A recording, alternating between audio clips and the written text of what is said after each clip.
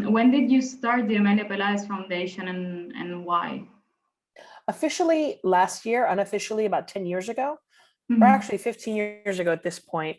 Mi tía Yuyu, Georgina Ponsoa, was the one that was dealing with all of Amelia's affairs. And she kind of handed over the reins to me and said, okay, you start organizing. And I was living in New York and I had several friends in the art world, which were made because I always wanted to be present at sales of Amelia's pieces at Christie's and Sotheby's.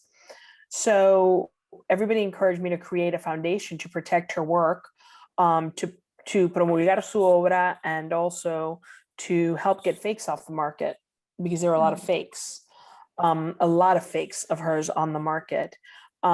So I visited Cuba several times cuando vivía mi tía Ninita, la hermana de Amelia, and she taught me a lot. And she taught me a lot about Amelia's work, as well as how and what she sacrificed in order to keep the collection together as long as she did. Until she died, they weren't able to take anything away. So all of that. Can I interrupt you? This is because they couldn't take it away because it was registered as national heritage. No, now supposedly everything's registered as national heritage, but in la casa de la familia Peláez is where everybody went and left their paintings, and Amelia's studio was there. So when upon Ninita's death, they came and they took it all. Okay. But while Ninita was alive, then nobody managed to take anything. So that's what led me to creating La Fundación Amelia Peláez. I also want to help work on a catálogo razoné of her work to help take fakes off the market. And eventually, I'd like to set up a scholarship for artists, for poets, en el nombre de Julián del Casal, and also for teachers, en el nombre de Ninita, Amelia's sister, that basically spent her entire life defending Amelia's work.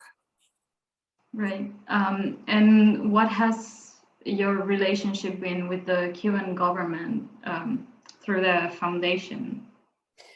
Through the foundation, I've met officially with the government once, and that was after Ninita died, because I had heard that the house had been emptied and that the works were not being cataloged as Peláez family collection, which is incredibly problematic. I went, not naively, but in good faith, to say, listen, Amelia belongs to Cuba. Amelia doesn't belong to a government, a regime. Amelia belongs to Cuba. And 500 years from now, when people don't know your name or mine, people are going to look at a painting of hers and know what once was. So it's important to protect her work. And I want you to know that the family is more than willing to work with you to protect her work, and to turn the house into a museum, which is what we were always told it was going to be, and not have an antagonistic relationship when it comes to culture, right? Because culture is one of those things that, even though it's more often than not employed and abused by totalitarian governments, either to promulgate their propaganda or to silence their critics, there is a space in culture that can be neutral. And sometimes it's more important to be a penny wise than a pound foolish, and make sure that certain things survive, right? So that was, even though all of our family is left Cuba, even though all of our family was deeply anti-revolutionary, and including Amelia and Ninita and las tías que se quedaron, none of them believed in the revolution at any point. it was important, you know, when there's a fire, you got to see what you can save out of it. Mhm.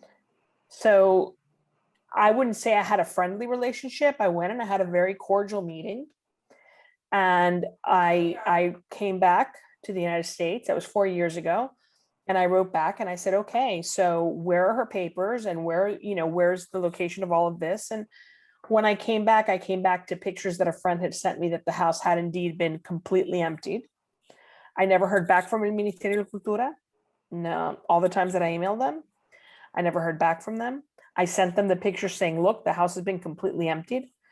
They accused a family member that was disconnected from the family of selling things. He accused them of taking them. I think there's probably a little bit of truth in both.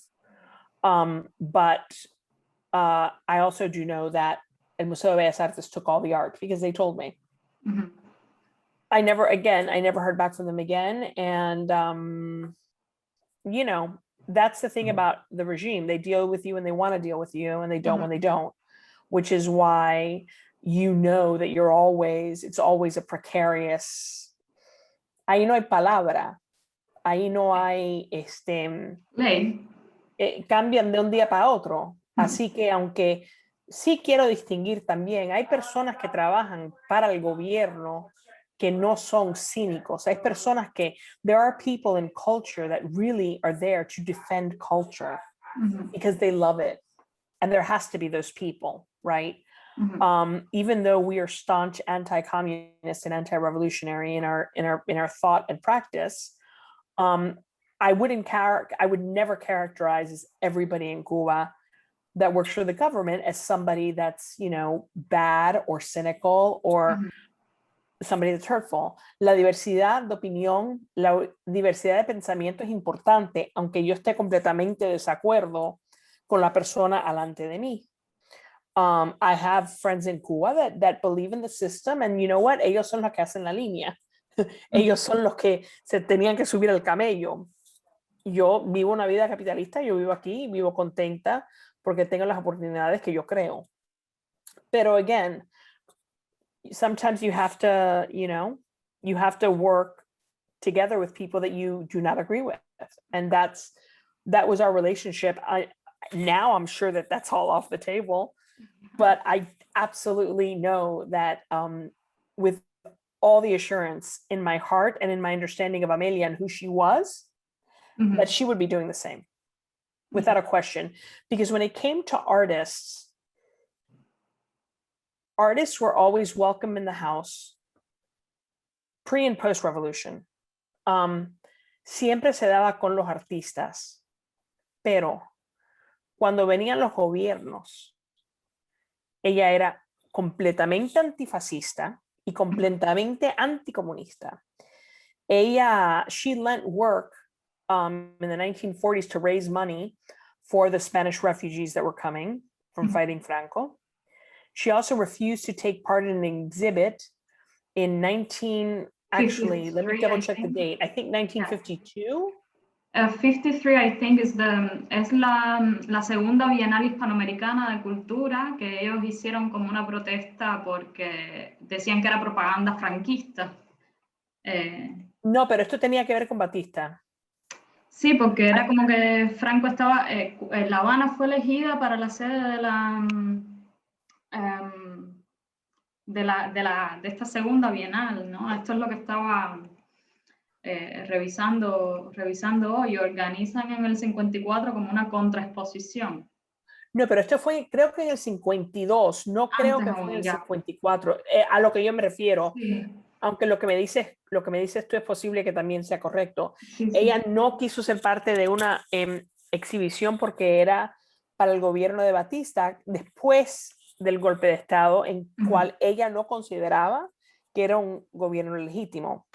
Había una foto famosa, no famosa de Amelia, famosa para nosotros, en que él estaba en la casa, en que Amelia, un fotógrafo le está dando unos fósforos, así, y el fotógrafo era el mismo que le hizo la foto al Che. Entonces ella, Ninita, me dice, ¿tú sabes lo que le estaba diciendo en ese momento? Pregúntele al Che por qué estos fósforos no trabajan. And I think that that's something that is little known about her, ¿verdad? Porque después que muere, el gobierno la coge como artista revolucionaria, que nunca lo fue. Ella no se fue de Cuba porque tenía una diabetes intensa, porque se estaban ciegando y plenamente porque ella jamás pensó que la revolución iba a durar. Hubo un momento que se iba a exiliar en París, pero recibió una amenaza del gobierno que si no volvía, entraban y botaban a todas las viejas de la casa. Esto fue dicho a mí por Ninita, su hermana. Botaban a todas las viejas de la casa. Una de las viejas, su mamá, se quedó en Cuba. Después que ella muere, mucho como les ama, ¿no? La hacen, como si fuera another accomplishment of the revolution, which can be farther from the truth. But to me, one of the instances that got me really thinking, when I saw que todos los artistas estaban haciendo esto, la primera cosa en que yo me acordé fue que en la exposición que hizo Alfred Barr, de Cuba, pintores cubanos, cuando Lam declined to participate, quería incluir a Diago. Y varios de los pintores dijeron que no, porque él no había estudiado en Europa, que esto, que lo otro. Pero Amelia, Ponce, creo que fueron Carreño y Pogolotti puede ser, o Portocarrero. A handful of them dijeron que absolutamente no, que Diago tenía que ser incluido en esa obra. Tenía que ser incluido en la exhibición, o ellos iban a considerar, and Amelia got very strong-headed about that. So even though, aunque poco se sepa de Amelia y su política, lo que conocemos dentro de la familia es una Amelia que no soportaba la injusticia. Era una Amelia that had unquestionable ethics and morality. She saw fascism take over Europe. She saw racism and she didn't care for it. She didn't care for classism either. She didn't care for elitism either. So I have no doubt that Amelia would have been the first of the elders to sign that letter. So when I realized I had not only the opportunity, but more importantly, the obligation to put the foundation forward, I jumped on it because I see what's happening in Cuba. Yo soy artista aquí, yo soy cineasta y escribo para el teatro y tengo la ventaja de vivir en un país libre, que lo peor que me hacen es que no me compran, ¿verdad? Si no les gusta lo que digo, no me compran mi obra y bueno, se la pierden ellos. Pero yo veo el coraje con que estos artistas se están enfrentando a un gobierno violento y que el Ministerio de Cultura esté hecho estos actos violentos contra el arte, me enferma. Y no, Cuba no tiene frontera. Yo no me siento menos cubana por haber nacido y vivido en los Estados Unidos mi vida entera, porque mis abuelos, mis padres, por un poco de su vida se criaron en una Cuba libre. Yo no me encierro en la idea que para que ser cubano uno tiene que ser revolucionario, porque gracias a Dios a mí no me criaron con esa mentira. Así que yo creo que es tanto mi deber también participar en este momento, como es el deber de representar a la familia Peláez, y más allá, y más importante, lo que Amelia hubiera sido si ella estuviera aquí en este momento. Yo, cuando he visto las obras en el Museo de Bellas Artes, el cuarto inmenso que tienen de ella, a mí sí me gusta pensar que las personas vienen de todas partes del mundo y que ven Cuba, París, feminidad, un tiempo, una casa, por los ojos de Amelia. La idea de tapar esos cuadros me parte el corazón, no solo para los turistas que vengan a los extranjeros, pero para los cubanos que cogen esa afirmación, eso soy yo, y yo soy eso, y mira dónde está. I think that's very important. Pero más importante es defender los derechos humanos. Porque sin el ser humano no hay arte. Y sin el arte no tenemos historia. Y en este momento decidimos en cuál personaje yo quiero, who do I want to be in this moment in history? What role do I want to play in this moment in history? Yo no sé lo que le van a hacer a Luis Manuel, ni a ninguno. Yo no sé lo que le van a hacer a Tania. Tania yo la conozco hace años. Pero lo que yo sí sé es que yo los quiero apoyar, porque Cuba somos todos. Y ellos tienen el coraje y el sentido de sacrificio para poner la piel, su cuerpo. Nosotros lo menos que podemos hacer es apoyarlos con una firma. Right? Because I have it very easy. Y es muy fácil yo hacer la carta, firmar y seguir con mi vida. Ellos son los que sufren y que ponen el coco donde yo no puedo ponerlo. Y sinceramente, aunque even though I'm pretty outspoken and I really fight for what I believe in, I don't know that I could be that courageous in a totalitarian dictatorship to behave the way that they're behaving. You know? Uno se tiene que quitar el sombrero porque, caballero, lo que están haciendo no lo hace cualquiera. Héroes hay muy pocos. Cuando uno no se la cuenta, héroes hay muy pocos. Y yo los considero héroes. So for me, it was a no-brainer to sign the letter on behalf of the family, on behalf of the foundation, but like I said, on behalf of Amelia, because I think she would be the first one to be like, sí, dame. Ahí lo tienes. Sí, es súper importante escucharte hablar de esto, porque de Amelia se habla, bueno, se conoce y se habla muy poco como de esta, creo que tú misma has dicho acerca de ella, que era una persona muy privada, muy doméstica, y que por eso no se conoce este lado. Yo quisiera preguntarte, bueno, de estos funcionarios con los que tú, ¿recuerdas qué funcionarios fueron con los que tú hablaste en representación de la Fundación?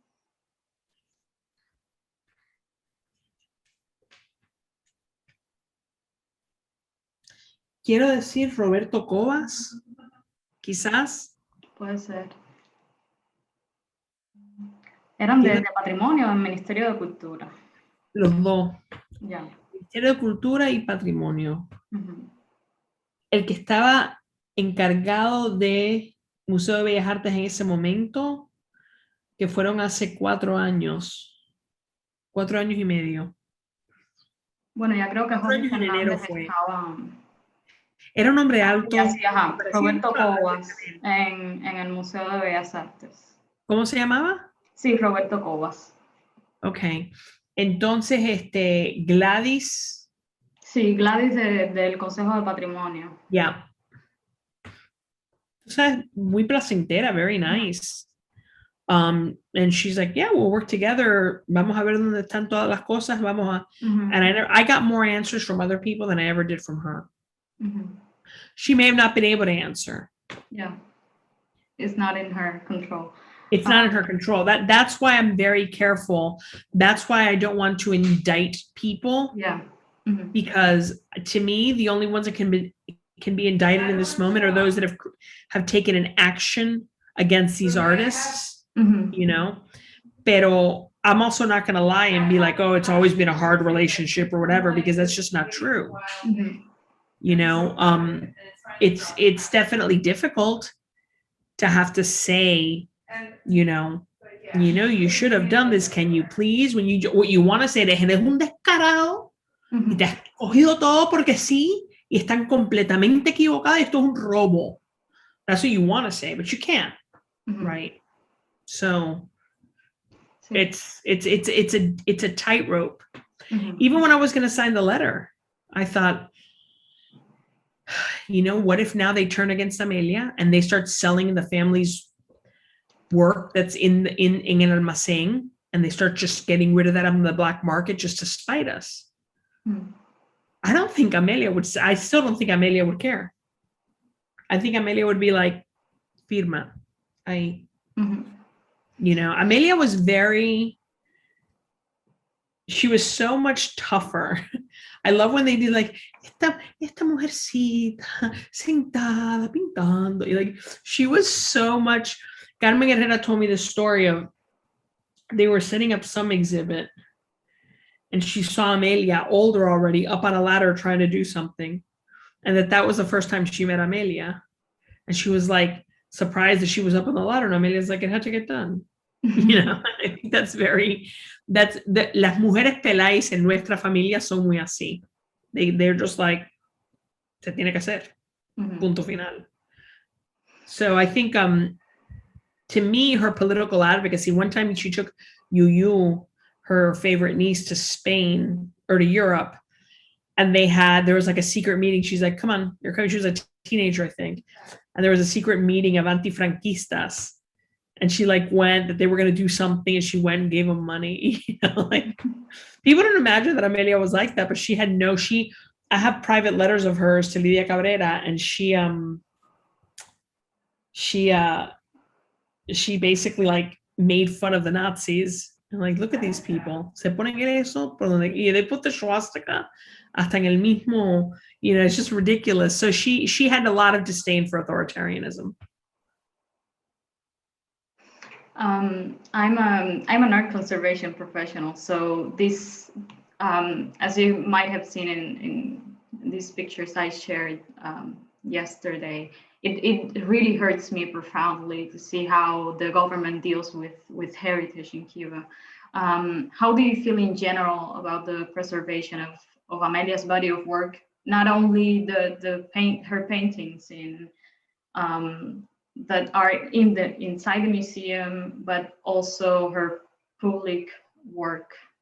Do you have thoughts on this? Yeah. Mira, se lo cogieron todo, cuídenlo. Se lo cogieron todo, cuídenlo. Mira, Amelia en este punto, sin revolución, con revolución, todavía es patrimonio nacional, right? Lo mismo que esto no sale de México, si Frida en un momento hizo así, esto no sale de México, vale. Esa es una gran artista, sí se hace. Pero cuídenlo. Se vació la casa. Se vació la casa. Cartas de Julián del Casal. Yo no sé dónde están.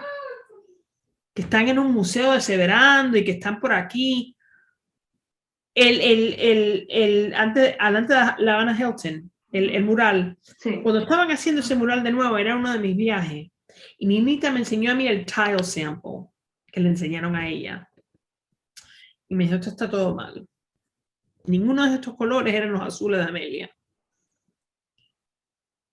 No cojan la cultura como don't take culture as a weapon and not preserve it. Right? If you're going to take it, if you're going to kidnap it, shine it, take care of it. To me, it's like everything else that the revolution has done. You have a couple of people with good intentions that are genuinely with good intentions. You get all of these things and you let it crumble in your hands. Why? If they hadn't let everything crumble, si hubieran cuidado lo que tuvieron, los millones que se robaron, las industrias que se robaron, Cuba could have been a socialist paradise, right?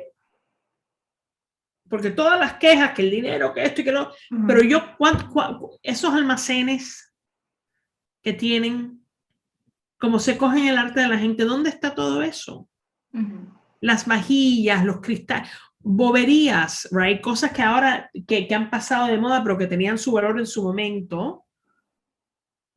Instead, lo cogió todo, se lo cogieron 4 gatos, se pudrió en sus manos, lo que no pudieron vender a Europa. Mira, una vez yo estaba en el aeropuerto volviendo para Miami, para Nueva York, y había una pareja italiana que tenía una pieza de algo, no sabía lo que era, 1 o 2 cosas.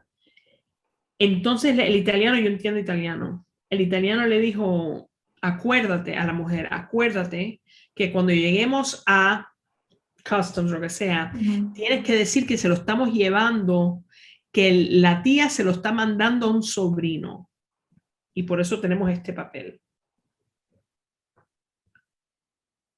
Nos vendieron barato al mundo. Entonces, ¿qué perdemos? ¿Qué más Cuba puede perder? Millones de familias rotas. Millones de personas traumatizadas. Hemos perdido casi todas las industrias, porque hasta el tabaco sirve en Cuba ya. ¿Quién te hubiera dicho eso? Entonces, algo como los doctores, y que los doctores teníamos tremenda legacy of doctors before the revolution. ¿Cuáles son los acontecimientos? Que todo el mundo puede leer, magnífico. No pueden leer lo que le dan la gana, no pueden escribir lo que le dan la gana y no pueden crear lo que le dan la gana. Entonces, ¿para qué fue? Porque si estamos en desacuerdo con algo, bueno, esa es la democracia, por mi punto de vista. Esa es la diversidad de pensamiento. Pero cuídalo. No te cojas el niño y dejar que se muera de hambre. And that's what I feel like they've done. You know, they not even judging by pre-1959 Cuba, judging them against themselves, usando su criterio, no el de nosotros. Porque cuando Payá hizo su Verala Project, ¿qué hicieron? Lo mataron. Él jugó con sus reglas y lo mataron. That's no way to grow. Y tenías un upper echelon que eran, en mi opinión, gente muy ignorante, pero sabían algo porque sabían manipular a lo muy menos al pueblo. Y ahora tienes los funcionarios que vienen atrás de ellos, que solamente les interesa tener el privilegio, le interesa ser élite, le interesa viajar por el mundo diciendo, ay, mira lo que nos hacen en Cuba. No mires lo que yo le hago allá. Ser especiales. ¿Y el pueblo qué? Porque yo veo muchos Mercedes que son taxis en Cuba. Yo entro a esos hoteles porque tengo el privilegio de tener un pasaporte americano. Pero el cubano de a pie, ¿qué? So by their own metric, playing by their own rules, they failed. If they would have left the artist alone, they wouldn't have this problem. If they wanted to transition away from totalitarianism, ¿qué hicieron? Cuando la gente se empezaron a acostumbrar con los cambios de Obama, se empezaron a acostumbrar un poquito a la libertad, ¿qué hicieron? Le quitaron el negocio a no, porque mi primo quiere que él acabe ya, le pusieron el decreto contra los artistas, entonces, ¿qué? You know, every time they have a chance to make a right choice for their people, they choose, they land on the side of oppression and elitism. And I'm also in the lines coming back and forth en el aeropuerto, que tú ves las esposas de los funcionarios con cartera de Louis Vuitton. Yo no tengo una cartera de Louis Vuitton. Y tú ves que vienen aquí y gastan cientos de miles de dólares en las tiendas más fancy de Miami. Entonces, ¿qué pierde el artista? Con decir, no, ya no. Ya no. What else do we have to lose? Porque la gente sale de Cuba tan traumatizada y tan dañada que mira lo que pasó aquí con Trump. Muchas personas no lo veían como un dictador o con tendencias de tirano. Se alegraban cuando atacaba la prensa. Se alegraban cuando atacaba a los refugiados. Los mismos cubanos. Eso es Fidel en la cabeza. Esa es para mí una mente totalitaria. Que it changed our chemistry, right? Again, you can be a communist, you can be a Trumpist, you can be anything, you know, the whole spectrum is welcome, but there has to be conversation. And there is no dialogue. And to me, that's the biggest problem. It's got to be, like Dania said the other day in a talk, it has to be a difficult dialogue. It has to be people that you cannot stand sitting across the table from you to see how you make a country survive. Yo no quiero que Cuba sea el hotel del mundo. Yo no quiero que los cubanos piensen, coño, si no estuviera en Cuba. Mira todo el talento que hemos botado por el mundo. Parte el corazón. So, when they say, okay, we're going to stop doing this and that conversation, y cuando se metieron a hablar, entonces no cumplieron con nada.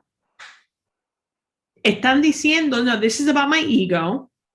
This is about me protecting my power. And that's fine. Then we're going to protect ours.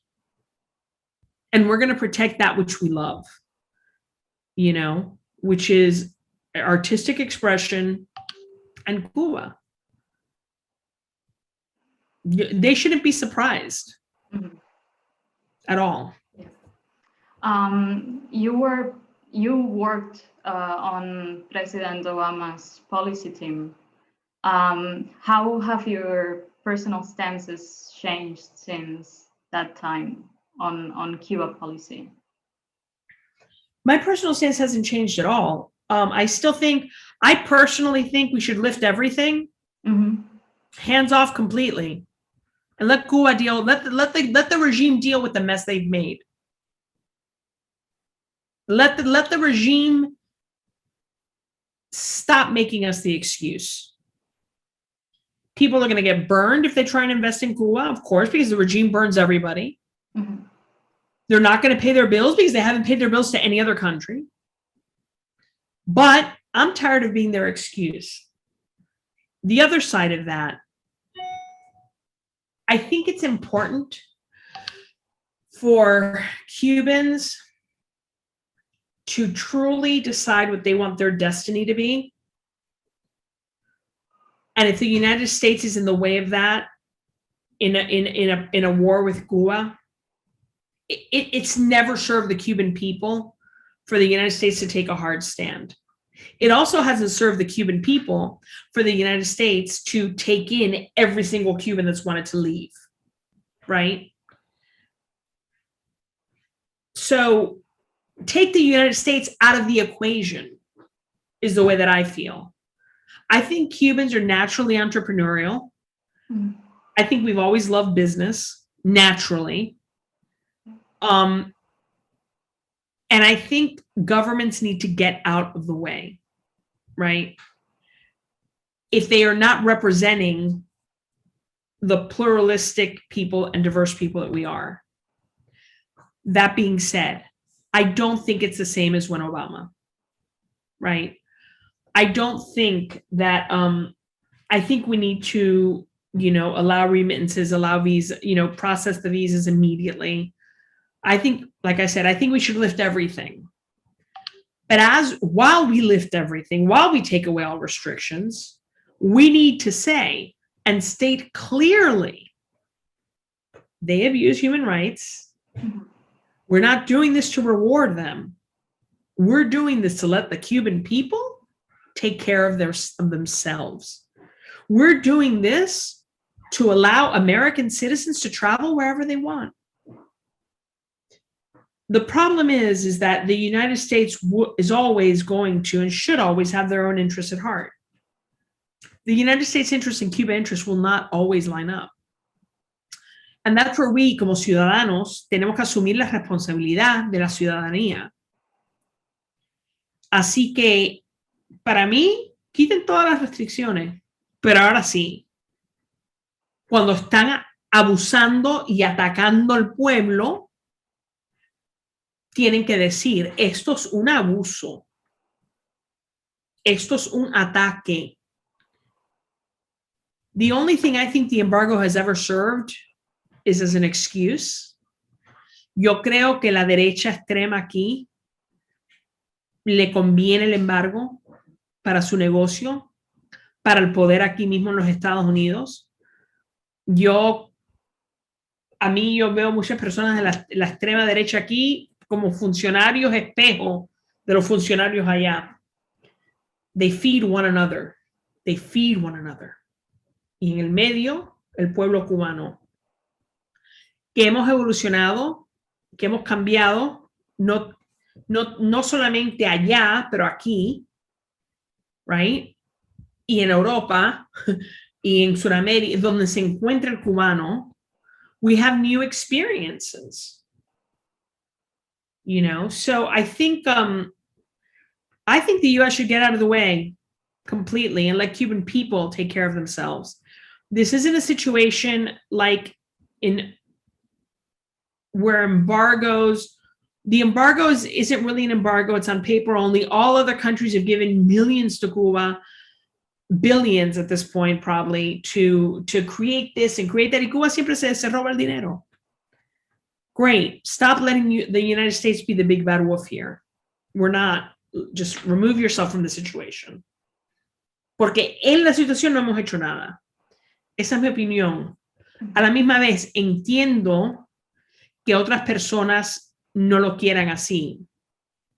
Personalmente, my hope is that if the United States extricates itself from the situation and Cubans have to deal with each other, we also get the benefit of deciding the country that we want to rebuild, right? We also get the benefit of making sure that Cuban people's interests are first and foremost. I think there's an advantage to that. We get to try once again to be a true republic. I think there's an advantage to that. And none of this will be possible if there isn't like a punto y aparte. None of this will be possible if there isn't some accountability, right? In my meeting with, I think it was Cobas that said, a mí me gustaría que mi padre tenía varias casas or property, algo en Guantánamo. Y a mí me gustaría mucho que el gobierno de los Estados Unidos se lo devolviera. I was like, yeah, me too. Tu propiedad es tu propiedad, pero la mía es la mía. That's the thing, right? If we're going to play this game, you can't be los víctimas. No son víctimas, se lo cogieron todo. No son víctimas. So there has to be a real truth and reconciliation. Mm-hmm. I think it's been 62 years ultimately because we're not ready for that real truth and reconciliation. Proven by the fact that many of the people that yelled, Fidel sí, Yankee no, entonces se exiliaron, were the first ones here to tirarse a la calle, ¡tron, tron, tron! No sé cuándo nos vamos a sacar ese gene de necesitar un hombre fuerte de la cabeza. Esa idea. I was having a conversation at a polling place and I had a Biden sign. Y un señor cubano vino y me dijo, no, tú tienes que votar por Trump. And I said, bueno, caballero, usted vote por su candidato, yo votaré por el mío. Esa es la democracia. Y yo, no, democracia nada. Tiene que votar por Trump. And I was like, no. Mis abuelos no lo perdieron todo para yo venir a este país y decir, sí, la democracia nada. Tienes que votar por. No, eso es fanaticismo. Y eso es totalitarismo. No me interesa conversar más con usted. you know, we're not ready for truth and accountability. Otherwise, we would have had it years ago. And I think that there are people that take advantage of the situation, that make a lot of money every year off the situation. And it's not the ones that want to open up Cuba. Everybody knows investing money in Cuba is a losing proposition because everybody's lost money in Cuba. It's not about that. It's about putting people in a position where they have to practice citizenship and they have to practice the process of democracy. Mm-hmm. Yeah, going back to this reconciliation process, what do you think should be the role of second and third generation Cuban Americans as yourself? I mean, so many people have died, right? That it's hard because a lot of the people that were severely wronged have passed. By the same token, a alguien que le da la casa que pertenecía a mi abuelo mañana, que pertenecía a mi abuelo ayer, y le dan la casa mañana, no es la culpa de esa persona que le dieron la casa. Now, if it's a foreign government, or if it's a foreign entity, if they gave a Canadian my house, I would be like, excuse me, get out, right? Yeah. But I think in fighting over property, which is important because property builds equity, equity builds prosperity and security. So I understand the fight over property. Okay, I'm not diminishing that, and the fact that you could have had your house and you lost it. My grandparents lost their house. They died. They're never going to go back. None of my grandparents' kids want that house that I know of, right? They all have houses that are 10 times bigger here. What I will say is that the second and third generation have to create the vision of the Cuba that they want to live. And I think that that has to be a Cuba that's accountable. There has to be a way out of this knot. There has to be, right? And I think that if our role in it for people that left, or for families that left, the offspring of families that left, would be, it's a thing about mutual aid. Because people that stayed have an understanding of Cuban history culturally, right? That we may not have. Most of us don't have. And we have an understanding of civil society that they don't have because they weren't raised with it. So I think it's a situation of mutual aid, mutual understanding, and more important, respecting everybody's voice at the table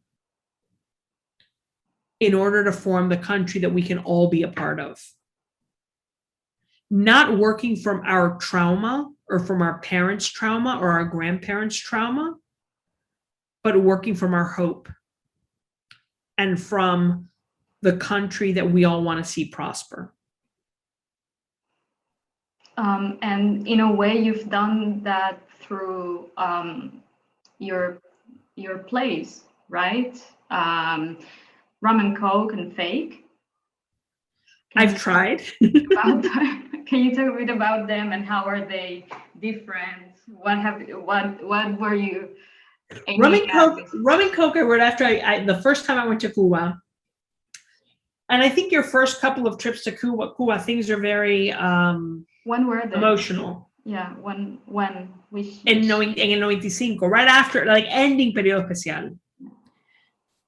Y todavía no había mucha apertura aquí, no se sabía lo que estaba del otro lado. Estaban saliendo las fotos ahora, por primera vez en serio, right? Because antes no teníamos los métodos de comunicación que se ven ahora, right? So you wouldn't see a picture of modern day Cuba because nobody over there had film or camera.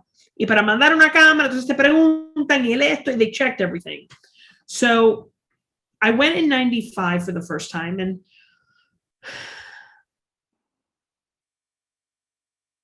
you feel like you completely belong and like you don't at the same time in equal measure.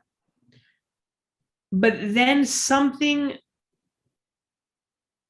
catches your eye and you think, oh, I've seen that before, when you haven't.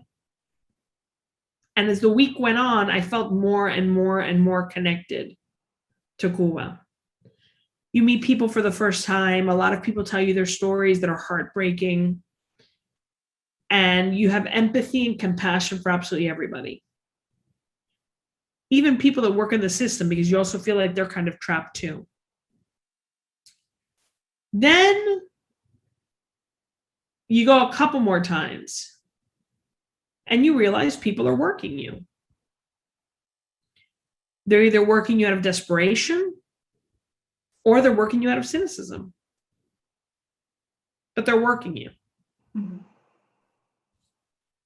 It gets a little bit more complicated because you don't have that much to give, right? Yo estaba yendo, yo era recién graduada, no tenía un kilo en mi bolsillo, no lo tengo ahora. A mí una vez me dijeron, ¿por qué tú no dejas tu ropa? And I said, ¿y qué yo me pongo cuando vuelva a Nueva York? Cómprate más. No puedo.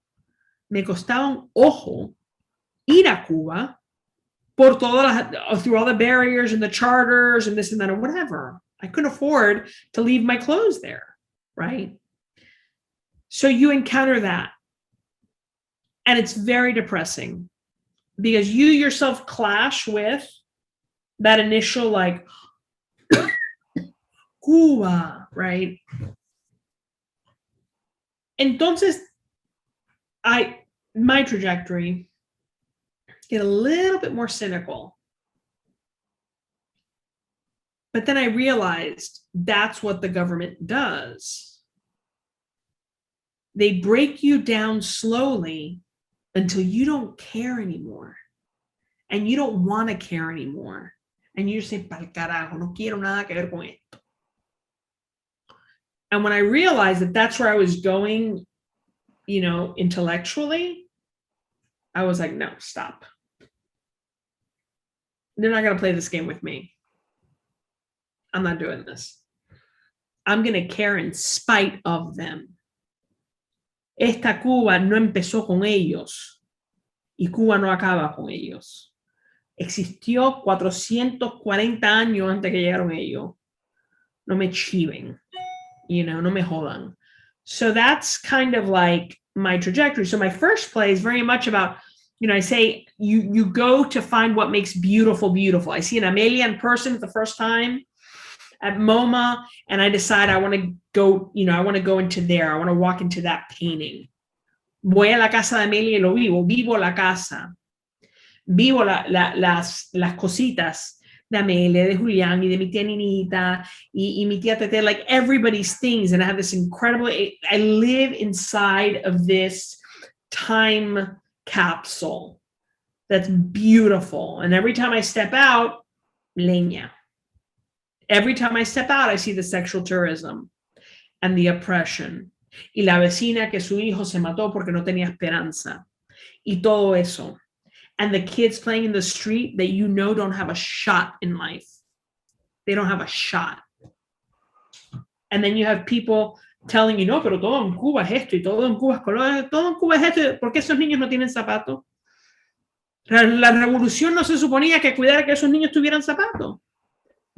Sí, el capitalismo no te da nada, pero ustedes lo prometen todo y esos niños no tienen zapatos. Right? And then after my trajectory through Cuba, which I had this time capsule experience and the harsh reality, I come out with, at the end of the day, beauty survives. What makes beautiful, beautiful? Beauty survives. Then in fake, it posits that I'm working at an auction house and somebody comes and tries to put what I believe to be a fake Amelia into the sale to set a record for her. I think it's fake. My bosses say you're selling it anyways. We're a shop, not an authenticator. And I have to decide between my legacy or my career and Amelia's legacy, right? Commerce versus culture. That's where I explore the uglier side, the darker side of all of this. the darker side to el sistema, and people that cynically work for the government and take advantage of people. You know, I'd heard that ponían estudios de personas que sabían pintar como Amelia y Ponce y Carreño, Portocarrero y Mariano. They had these studios, you know. All the fakes that I see, I can totally see must have come because they're all very similar. Like there's some really bad fakes that you know que eso fue un desesperado que trató de hacer algo. Mm-hmm. And then you have these fakes that you're like, that's a very good fake. That they were taught to make that fake. That was not just porque me dio, right? So I deal with the more cynical side because something that I've gotten here, you know, again, Tanya the other day in the Harvard talk said, the government has been very effective at turning the world against us.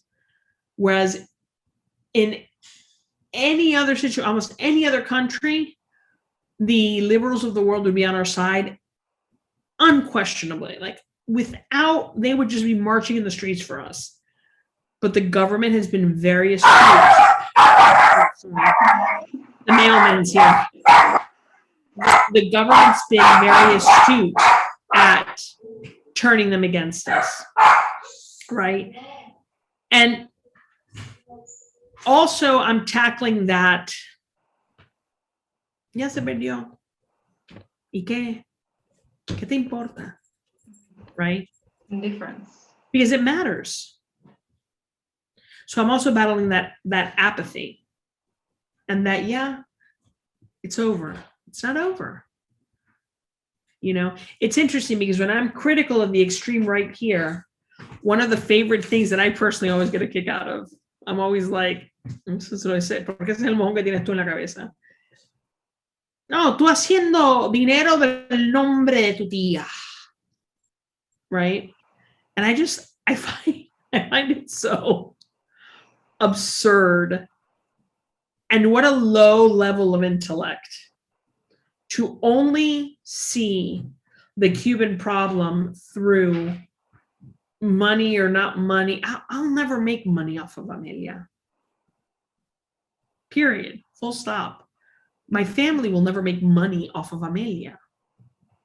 Even if we got the paintings back, the size of the family now, you know what I'm saying? Like, it's an absurd thing to say, right?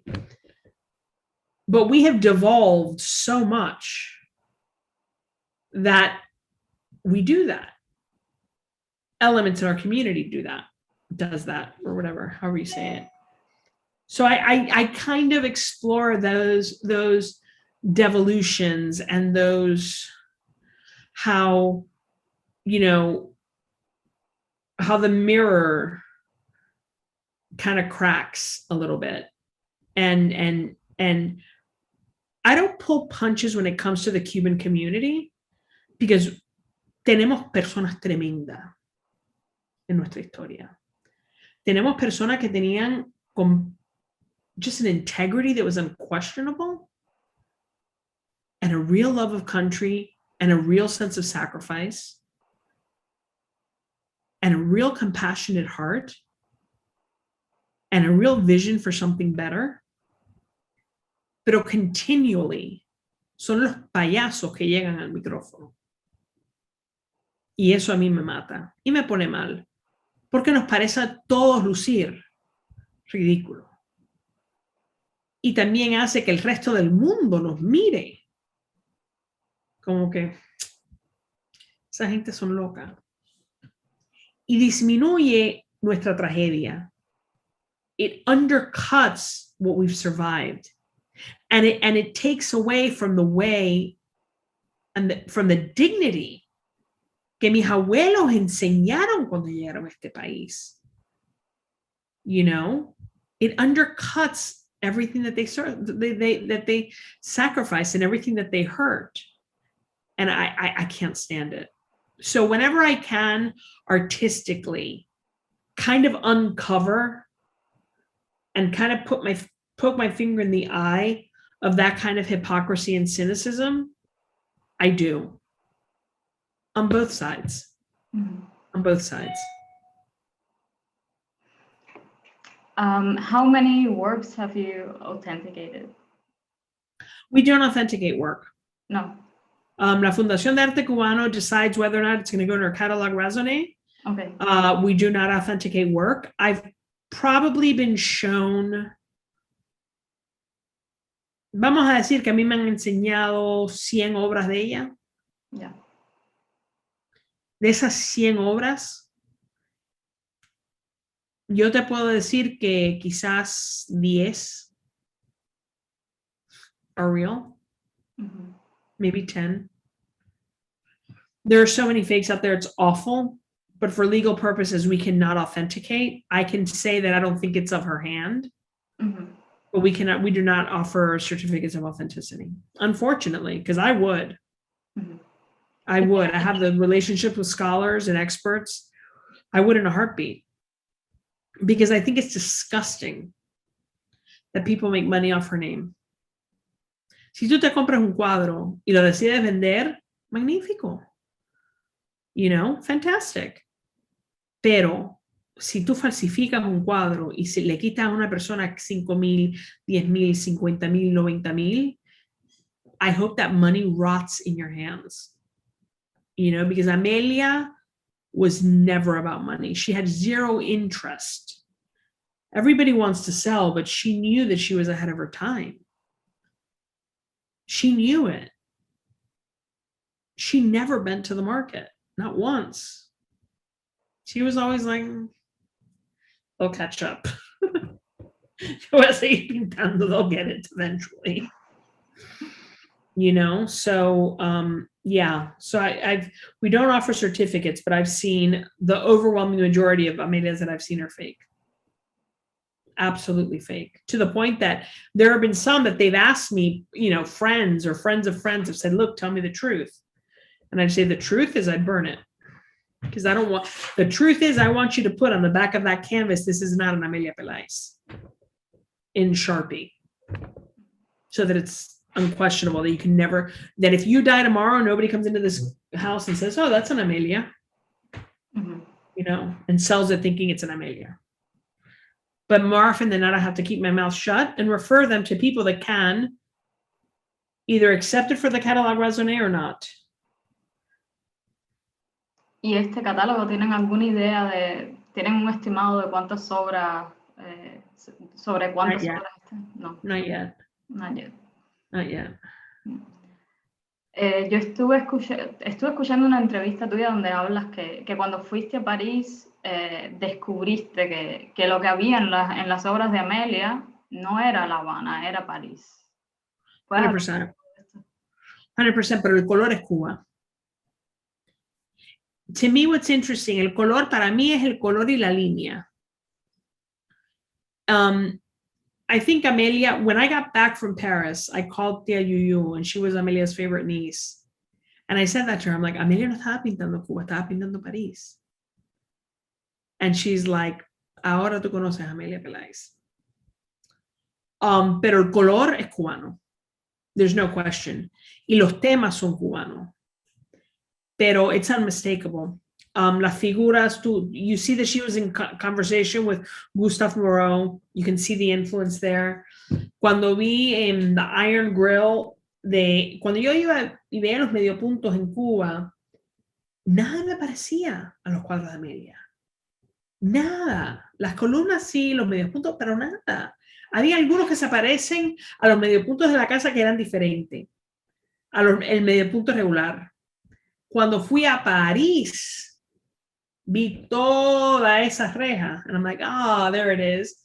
Ahí está ese cuadro y ahí está ese cuadro y ahí está ese cuadro. That being said, Amelia is very,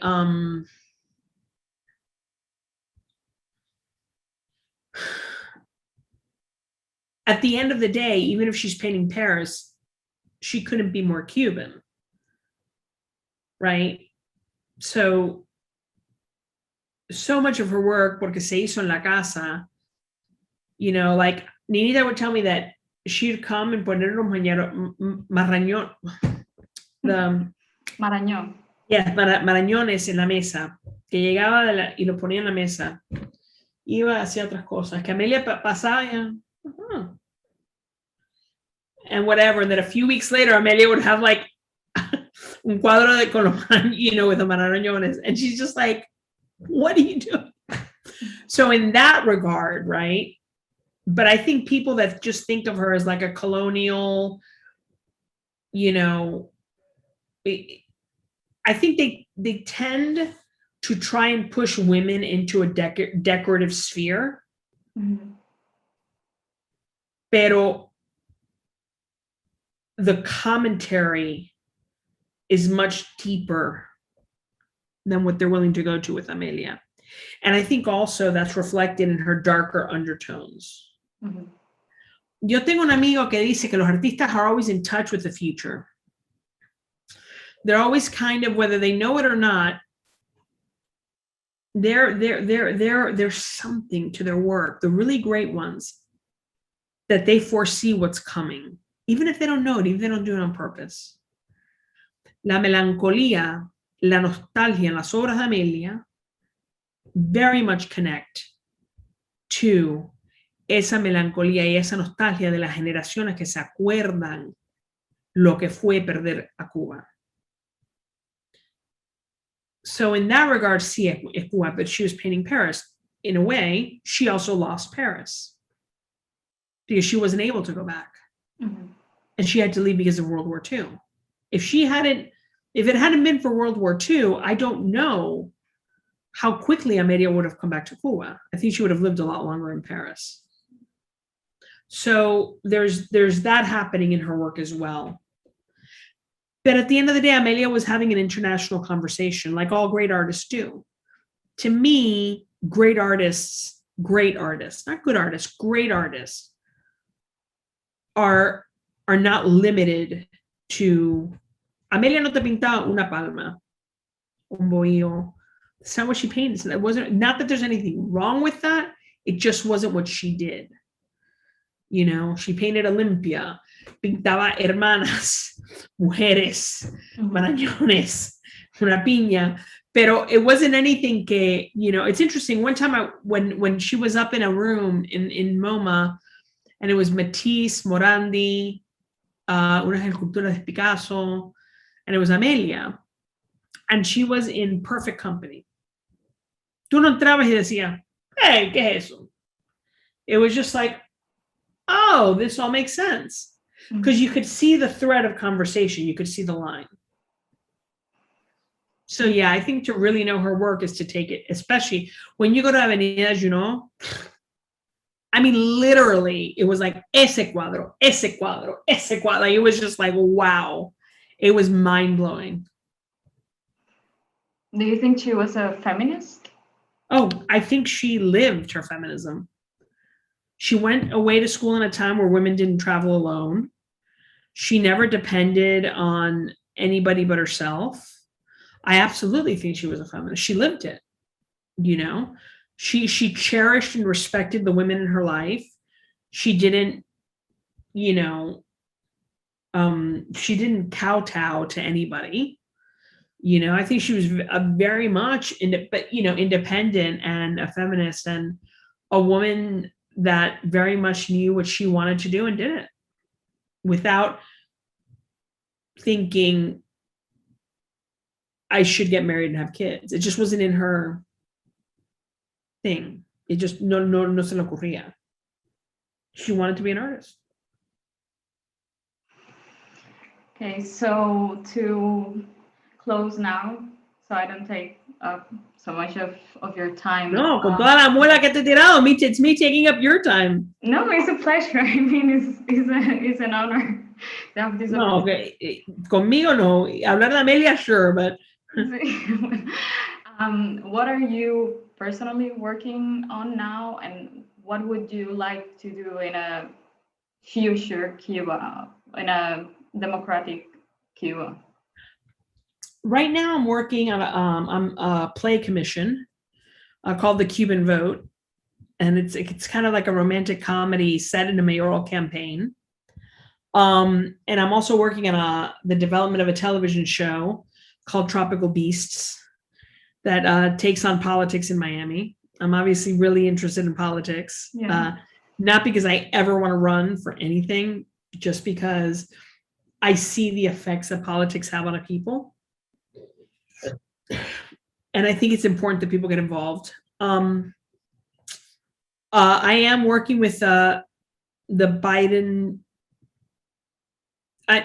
not working with the Biden administration, but I am on a team of Cubans that deals with the engagement with the Biden administration. But that's purely volunteer. That's just basically us telling, the Biden administration, we want those visas. We want those visas. And representing the needs of our community here in Miami, expressing them directly to the White House and of the Cuban community in the States, because there's people in different states that are also on this. And in a future Cuba, look, a mí me encanta hacer es cine. I have a few short films. If I could wave a magic wand, what I would want is for Cubans to rebuild Cuba without the interference of any foreign government. I actually think we have enough capital and investment to do it ourselves. Mm-hmm. I would want a massive literacy campaign based in civic issues.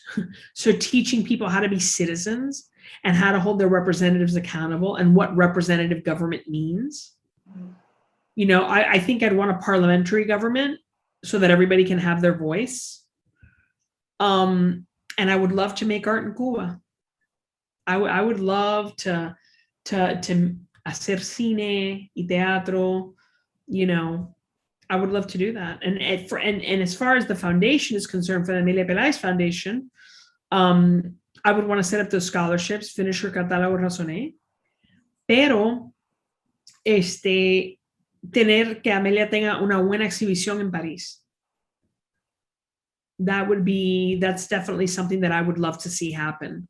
Mm-hmm. A Cuban in Paris, Amelia in Paris, and show, her influences, Lidia Cabrera in conversation with Madame Esther, in conversation with Malevich, in conversation with Matisse and Picasso, like show the Paris that fed Amelia, the Europe that fed Amelia, and have that conversation, have like a touring show. Amelia deserves it, I think. I don't think that's, I don't mean to have a question mark there. Amelia se lo merece, punto. Mm-hmm. Porque es tremenda artista y ya es tiempo. But yeah, that's what I would want for her and for the foundation.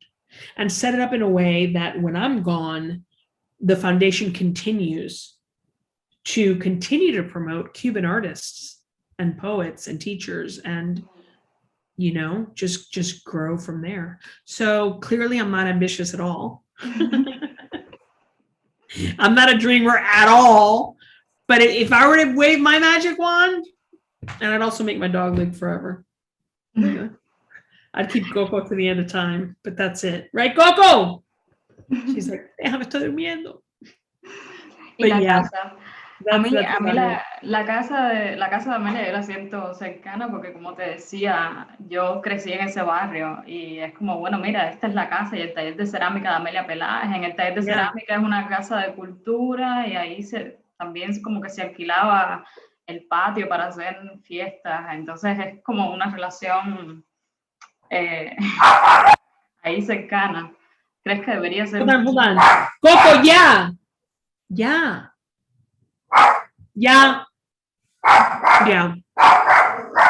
That's, cuando yo iba, yo siempre jugaba con los niños de la cuadra.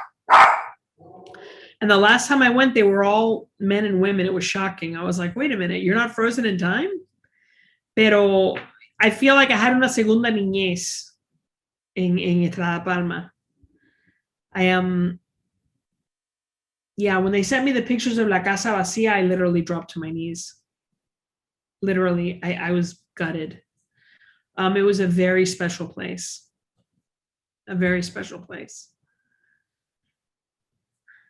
So I understand what you say, that, you know, that you feel like you grew up with it, because I wish I'd grown up with it. But it's a fairy tale, you know, and I'm just happy that I got to live it for a minute.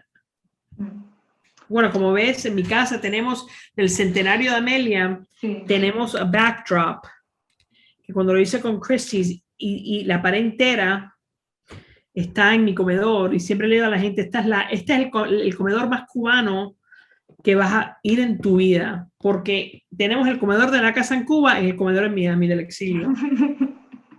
So I live with that example every day. You know, it means a lot to me. And it's a national monument. So hopefully, that's what they say. Yeah, even the government has the responsibility to preserve it. You got it. Do something with it. Yeah. You know, you got it. Do something with it. You know, but considering the people that are in charge right now, I don't see a lot of movement, because if they're beating up artists and stealing artwork, what hope can I have? You know, it's bad enough that it's a government that doesn't respect human rights. Within culture, you always feel like there should be an exception. And the fact that there isn't is, it's a bucket of water. You know, again, not because they haven't manipulated culture for years, but because it's always presented to you as this is untouchable. By the same token, that's also why I believe that these artists are the ones that are most capable of bringing about change. Porque the one thing that I've never seen across any dictatorship, across any time in history, is they're not creative. They're not funny. You know?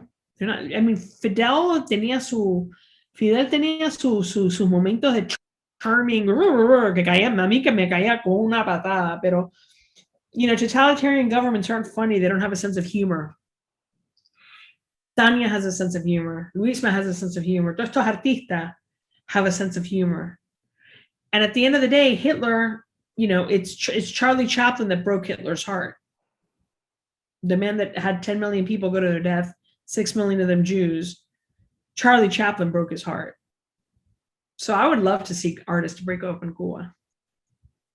Y si por ahí vamos, I think we'll be okay. I think we'll have a future. Okay. The only group that the revolution might not beat are the artists. Like, to me, el arte es el principio y el final de todo. Es la historia, es quien somos, you know? And si los artistas se ponen en línea y empiezan los artistas en verdad sacar del fuego estas cosas, you know, I really think it's up to us to do it. Because the money people will always be money people. The investment people, you know, that's all necessary and all that good stuff, right? Pero lo que hace Cuba grande es el arte. It always has been, in all its forms.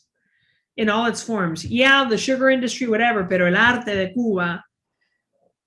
People, when they think of Cuban sugar barons, it's always like, ugh, este fue tremendo HP.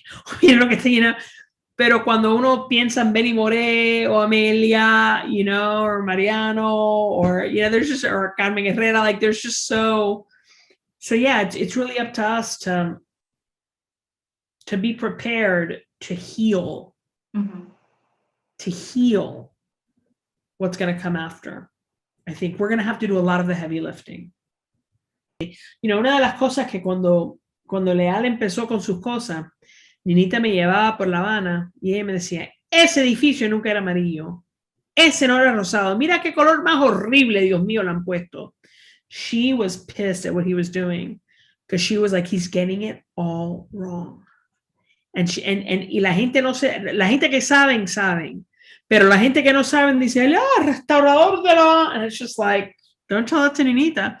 And when we went to Lezama Lima's house, there were some people setting it up as a museum there, and we asked if we could go in, and they let us in. Entonces Ninita entraba and she's like, ese no estaba en esa pared, ese mueble estaba allá, y aquí había libro. And she started saying everything. And the guy kept looking at her, and I thought, oh, great, we're in trouble, nos van a votar. And then he asked, like, perdón, ¿usted venía a esta casa? Like, and then it turns out he was like, she was right about everything. Like, she's absolutely right about, according to the picture, she's right about everything. And he couldn't believe how right she was about everything, you know? And I hope that we don't lose that completely. I hope there is some record of that somewhere, you know? Because las cosas, mira, los muebles y eso eran más viejos que el año de la nana, pero pertenecían a la casa.